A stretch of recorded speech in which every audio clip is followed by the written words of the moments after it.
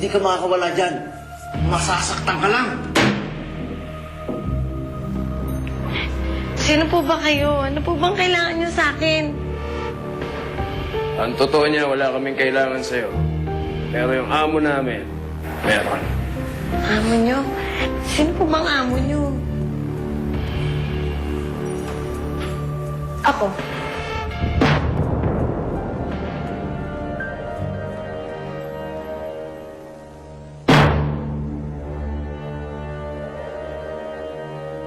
Masyado ba kitang nagulat, Rochelle? Dahil ano? Akala mo magkaibigan tayo? Anong kailangan mo sa akin? Bakit mo ko pinadukot? Dahil mali ang akala mo. Inlano ko lang lahat yun. Makikipagbati ko sa inyo?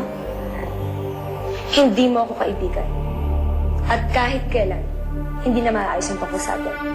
Kasi sagabal ka sa akin. Wala nang grupo namin magkakapatid. Paano pa ako magiging sagabal sa'yo? Walang kinalaman dito sina Izzy. It's between me and you, Rochelle. Hindi kita maintindihan. Wala akong problema sa'yo. Wala tayong dapat pag-awayan. Meron. Si Mami Nessa. Kaagaw kita sa kanya. At ayoko nang merong kaagaw. Kaya tatapusin ko na yun. Kung yun lang ang problema mo, huwag mo na yung problemahin. Sayang-sayo na ang tita Nessa mo. Ikaw kaya mo siyang i-give up. Pero si Mami Nessa hindi. Hinding-hindi ka niya i-give up habang nabubuhay ka pa. Kaya para masolo ko na siya. Isa lang ang solusyon doon. Ang mawala ka. Luis, alam mo ba yung ginagawa mo? Oo. Matagal ko nang pinag-isipan to. Sa dami ng kasalanan mo sa akin, panahon na para maningil ako.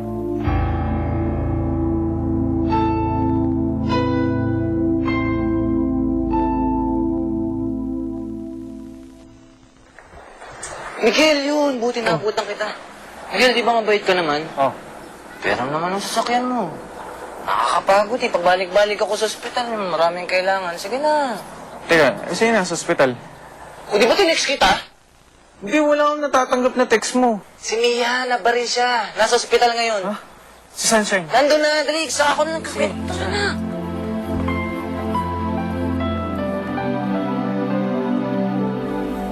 Sige na. Gawin mo na yan.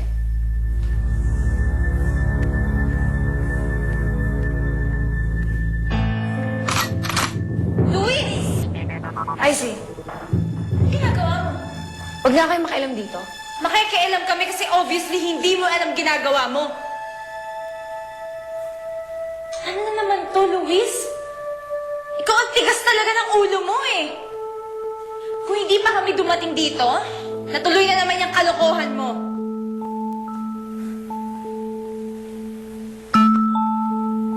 Hindi na ako makakapaghintay pa, Izzy. Gusto ko na mawala yung Rochelle na yan. Si Rochelle lang, siya lang?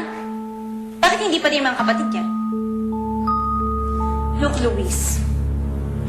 Malaki ang atraso sa'yo ng mga magkakapatid na ulingling na yan. Sila ang dahilan kung bakit ka nalungkot, di ba? So bakit si Rochelle ang sisingilin mo? Damay sina Mia at Sunshine dito. Kaya kung gaganti ka, dapat lahat sila pagbayarin mo.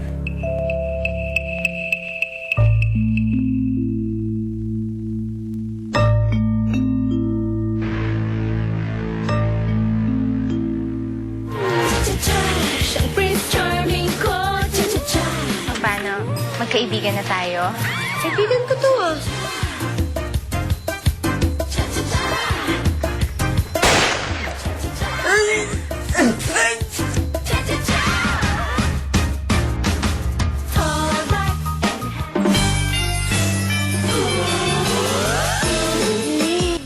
Kung mag-alala, ako lang bahala kay Mia at saka kay Sunshine. Pero huwag tayo dito mag-usap. Ang malasing lang ako dyan sa babae. Huwag yung damay mga kapatid ko. Ako na lang saktan niyo, ako na lang patayin niyo, huwag silang damay.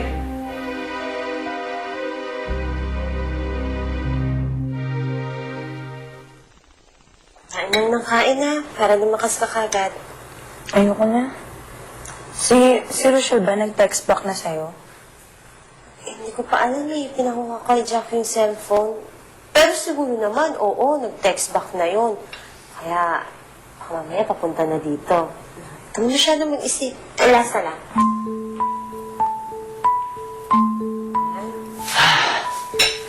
Musta, Mia? Okay lang. Jack, nakuha mo ba yung cellphone ko? Ito, pagod. Salamat. Salamat sa pagod mo. Ang dami kong dala. Pero nakaya ko siya na isang kamay lang. Ang dami kong binili. Buti na lang may taong napakadakila. Tinulungan ako. Ang bait-bait niya. Talaga? Sobrang bait niya. Sino? Biro, hinatid pa ako dito. So, ang bait-bait niyan. So cute.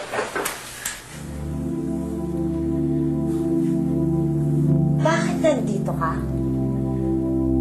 Shen, kasi nag-aalala ako sa'yo, pati sa kapatid mo kay Mia. Mia, saan? Okay ka lang. Eto, okay lang. Pasensya ka na, ngayon wala kasi nabalitaan nandito eh. Kaya ngayon lang ako nagpunta sa akin. Huwag kang humingi ng pasensya. Hindi ka naman kailangan dito, kaya pwede ka na umalis. Umalis ka na nga dyan. Sunshine. Ano ka ba? Nagpunta naman ng maayos dito yung tao. Dumadalaw mo naman ganyanin. Miguel, pasensya ka na. Yeah, okay lang.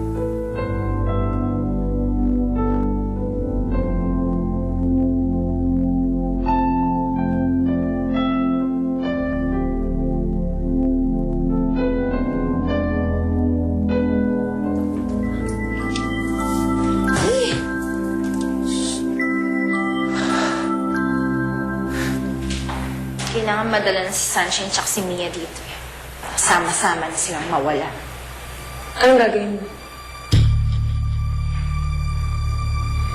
Alam ko na. Alam ko na kung paano mapupunta dito si Sunshine. Naisip na akong paraan. Ano?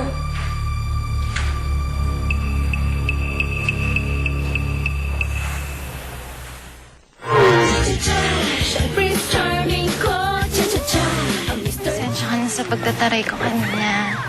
May konting problema lang kasi. Di naman siguro kasi mukhang matinong eh. Tsaka mukhang bakasyon pa. Baka naman type mo. Pwede na Ma'am, hindi pa nga natin nakikita yung buong place eh. Oops. Sige po, mauna na ako. Nandiyan na yung asawa niyo kasi baka galit pa rin siya sa akin dahil sa nagawa ko sa bag niya. Sige po, bye-bye!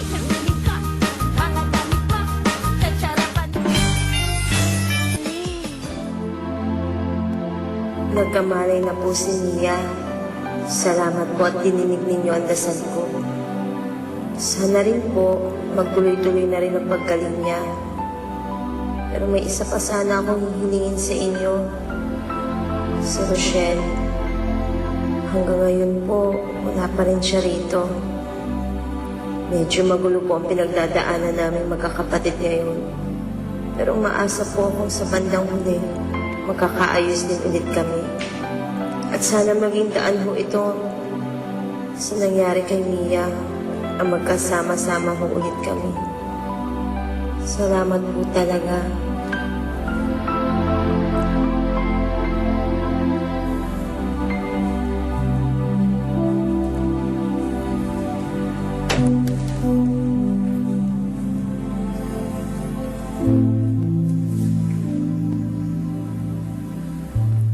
Sinusundan mo ba ako, ha? Hindi naman kita sinusundan. Nagkataon lang na gusto kong magdasal. Gusto kong pagdasal na sana magawa mo ulit akong mahalin. Sige, mang-asar ka pa. Napipiko na talaga ako sa'yo. Alam mo, Sunshine, kung mayroon akong isang bagay na pinagsisiyan ngayon, kung bakit nagpaloko pa ulit ako kay Luis, sana hindi na lang ako naniwala sa akin. Sana hindi ka nawala sa akin. Sana hindi ka nakuha sa akin.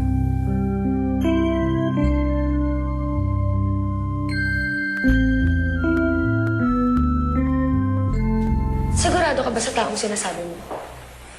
Trust me, Luis. Madadala nila dito si Sunshine. bago matapos ang araw na to, nandito na siya. Magkakasama na yung dalawang uli. Si Sunshine at si Rochelle. O sige, naniniwala na ako. Pero paano si Mia?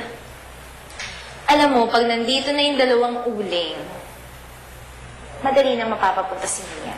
Kasi kapag missing na yung dalawang yan, maghahanap na syempre yung isa. Kaya madali nang madadala dito si Mia. Sorry, Icy Luis. Pero sobra na ang ginagawa niyo. Hindi ko kayo kayang sabayan. Ano nagsasabi mo? Buhay na kasi ng taong pinag-uusapan niyo eh. Hindi ko kayang tumawa kapag ganyan ang usapan. Mas lalong hindi ko kayang pumatay. Grace, ang OA mo. Hindi naman ikaw yung papatay eh. Besides, hindi naman natin to gagawin ng walang dahilan. Remember, ang laki ng atraso ng uling-ling na yan sa atin. Lalo na kay Luis. Kahit na. Sorry, Luis, pero may iba pang paraan para magbayad sila sa nangyari sa'yo. So, nagmamalinis ka. Hindi sa nagmamalinis ako. Nagiging honest lang ako. Hindi to tama. Hindi ko kaya to.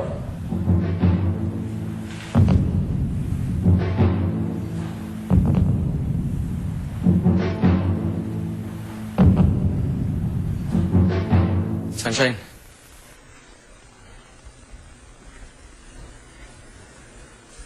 Sasalubong ko sa labi si Jack eh. Andito ka raw kaya dito na ako dumiretso. Hindi ko alam. Dito ka rin pala, Miguel. Dinala ko lang si Mia. Gusto nga pala si Mia. Medyo okay na siya ngayon. Tsaka nakakain na rin siya kanina. Gusto mo pumunta na tayo dun sa room niya? Sigurado ako matutuwa yung pag nakita ka. Tara.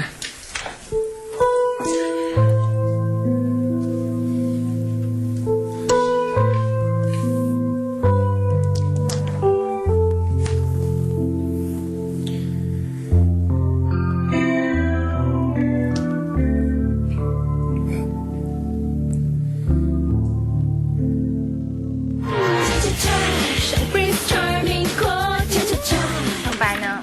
Magkaibigan na tayo? Kaibigan ko to ah.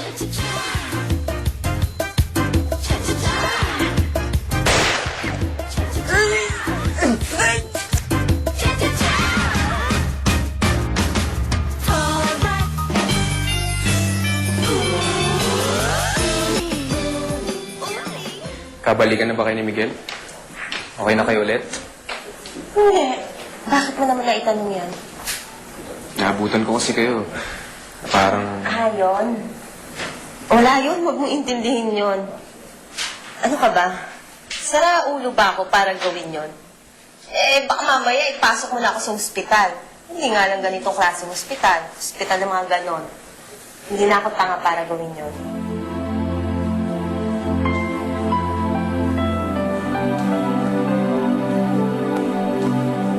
Basta ang gusto ko, bago gumabi, madala na siya dito. Nagkakaintindihan ba tayo? Oo, iintayin ko siya. Sige, salamat. Ano ba sabi? Ayos na. Sabi ko naman sa'yo, konta ko ng bahala kay Sunshine. Sino ba ang contact mo?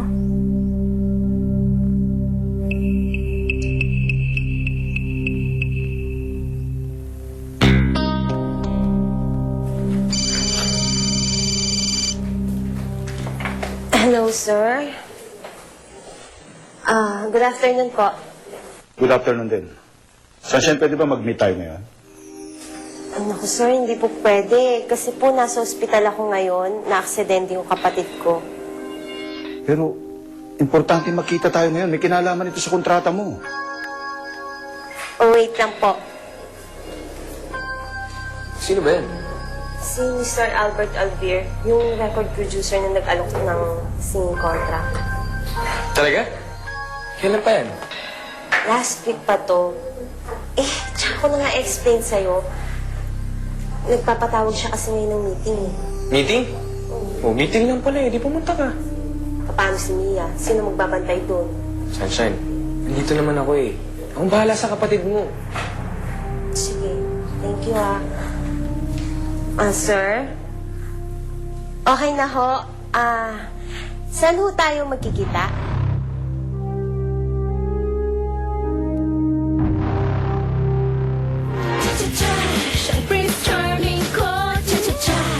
Pasensya ka na sa pagtataray ko kanina.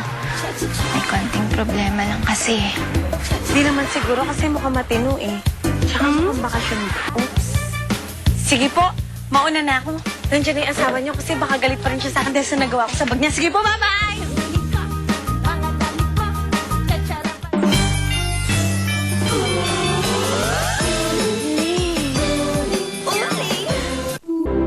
Loser daw na nabigay sa kanya ng trabaho last... Basta, hindi ko masyadong alam yung buong detalye. Alam mo, pagdating ni Sunshine dito, kanya ka na lang magtanong. Wala kasi siya nababanggit tungkol dun eh. Mia, nag-aalala nga ako eh. Kasi baka kung sinong tao lang yun eh. Kasi yung iba dyan eh. Hindi sinasamahan. Sabi naman sa akin ni Sunshine, dali lang yun. Babalik din daw siya agad dito. Saka, di lang ko sino yun. Kilala ko si Sunshine. Nausap pa nga niya eh. Pero bakit wala pa siya hanggang ngayon? Alam mo yung nga naiisip ko eh, kung bakit hanggang ngayon wala pa siya. Kasi dapat sinasamahan, hindi pinapabayaan yun. Kung sasamahan ko siya, sino may iwan kay Mia? Ano ba naman kami ni Jack? Kaming dalawang babantay kay Mia. Oo, kahit bantayan ko si Mia magdamag, okay lang sa akin. Eh, sa akong binili ng Sunshine, yung magagawa kayo? Palibasa kasi mapapel ka eh.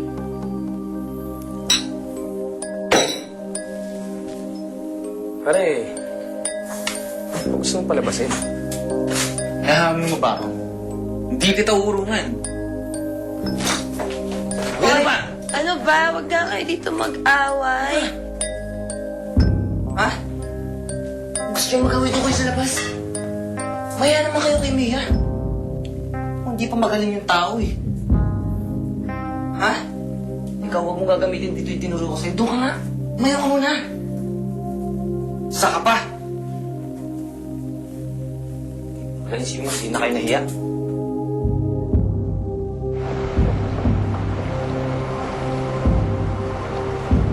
Ayoko nga sana pumunta ngayon kay Mr. Alvir. Kaso, nahihiya ako sa kanya.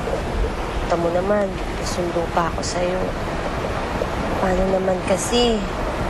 Nasa hospital yung kapatid ko eh. So, nahihiya talaga ako sa kanya. Siyempre, bagong talent ka pa lang ako. Ito nga eh, wala pa akong tulog nito. Kaya, ayos lang ba na umitip ako? Tapos, pakigising na lang ako pag malapit na tayo sa office niya. Para kahit pa paano naman eh, hindi ako nga nagtulog. Oo, ma'am. Okay lang po.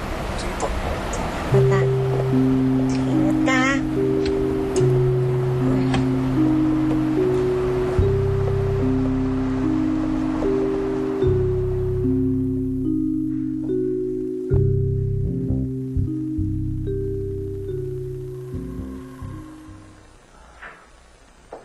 Mia?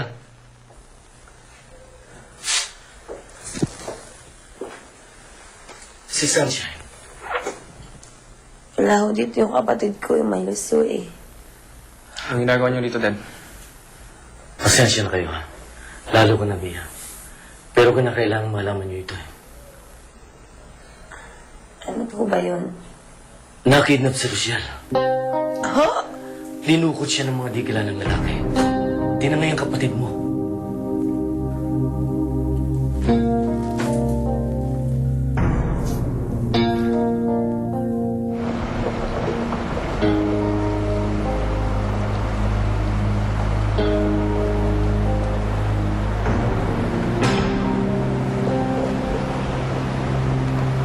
Kuya, saan na ba tayo?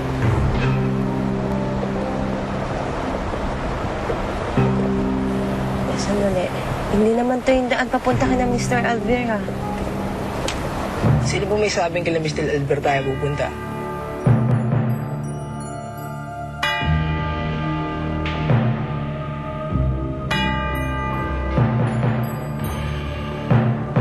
Tagal namin hinintay ang pagkakataon na to.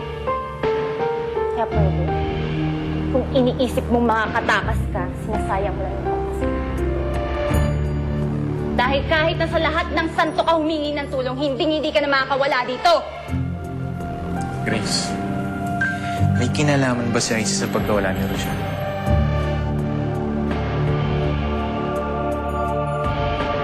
Saan ka pupunta, ha? Tatakas ka? Tatakas ka?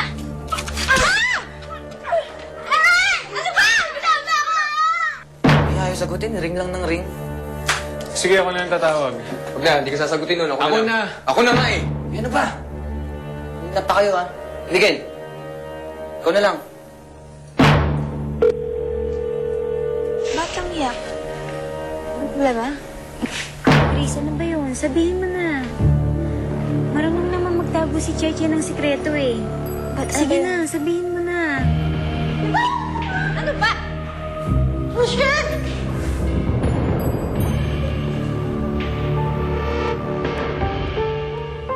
Mga kwentong puno ng inspirasyon ang inihatid sa inyo ng Daisy 7 kasama ang New Era Head and Shoulders. Dyed with Sun Power, Olay Total Effects, All New Cream Silk Conditioner, Johnson's Pure Essentials, at Chowking Halo Halo